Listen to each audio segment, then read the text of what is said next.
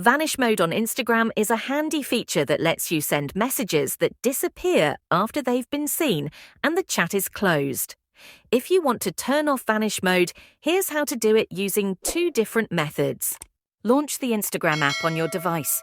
Tap the paper plane icon or swipe left to access your DMs. Find the conversation where Vanish Mode is enabled. You'll see an icon indicating that Vanish Mode is active. Open the chat and then tap the person's name at the top of the screen. This will take you to the chat settings. Look for the Vanish Mode option in the settings menu. Toggle it off to disable Vanish Mode. Method 2. Navigate to the conversation with Vanish Mode enabled. In the chat, swipe up from the bottom of the screen. A message will appear saying, "Swipe up to turn off Vanish Mode." Swipe up and Vanish Mode will be turned off immediately.